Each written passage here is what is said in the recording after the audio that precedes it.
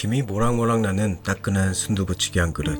그 안에는 한국의 따뜻한 마음이 담겨 있어요. 같이 만들어 볼까요? 야채를 깨끗하게 씻어서 준비하고 채소를 먼저 만들도록 할게요.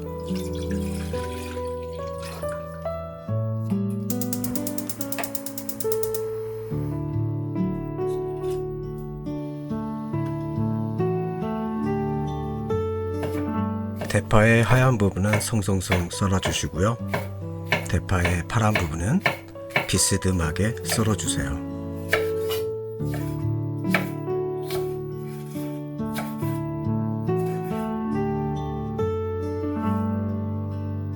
기름진 음식을 드실 때 혹시 느끼함 때문에 걱정되시나요? 이럴 때 양파를 함께 곁들여 보세요. 양파에는 혈관을 깨끗하게 청소해주는 특별한 효능이 있어요.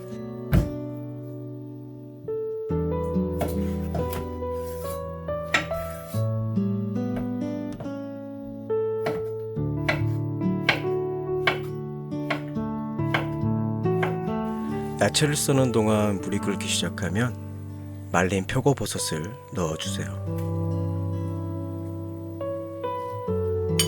접시에 김치를 준비한 후에 주방용 가위로 잘게 썰어주시면 도마가 붉게 물드는 일을 방지할 수 있어요.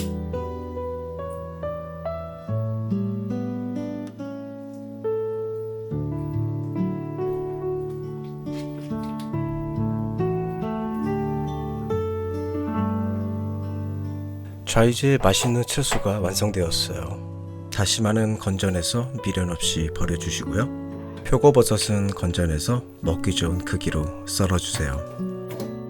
방금 건져낸 표고버섯은 뜨거우니까 잘 식혀서 썰어주시고요.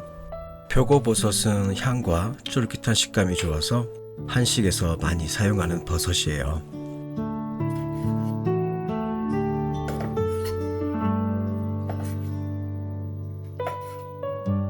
얼큰한 국물을 만들기 위해서 고추기름을 만들 거예요.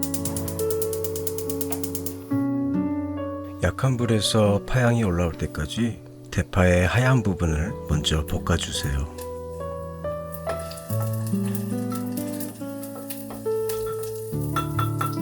파향이 올라오면 가스불을 끄고 고춧가루와 훈제 파프리가루를 넣어주세요. 이 부분이 국물 맛의 중요한 부분이기 때문에 타지 않도록 30초 정도 빠르게 볶아 향을 내줍니다. 잘게 썰어둔 김치와 양파를 넣고 양파가 투명해질 때까지 대략 1분에서 2분 정도 볶아주세요.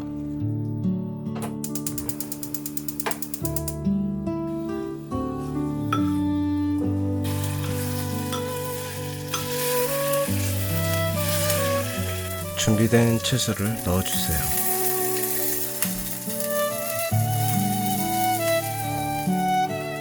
사용하는 마늘이 맵거나 향이 너무 강해서 부담스럽다면 사용하는 마늘 양을 줄이셔도 상관없어요.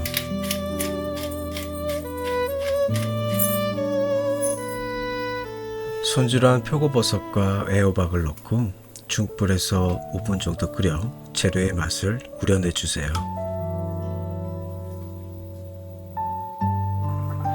맛을 보고 기호에 맞게 소금으로 간을 해주세요.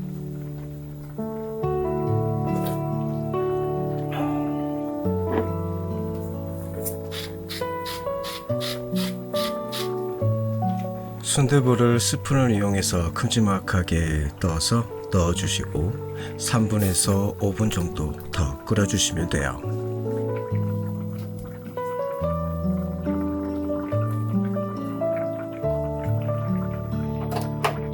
가스불을 끈 상태에서 참기름이나 들기름을 넣어주세요.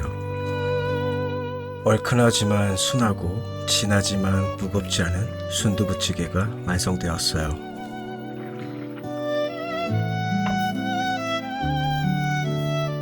국물이 뜨거울 때 바로 밥과 함께 드시면 최고예요.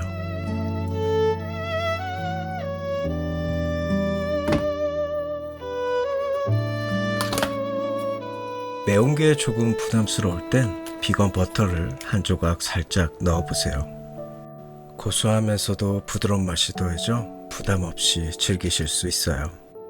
속이 허전하거나 마음이 복잡한 날에 이런 따뜻한 찌개 한 그릇은 정말 큰 위로가 되죠. 여러분의 식탁에도 이 편안한 온기가 닿기를 바랍니다.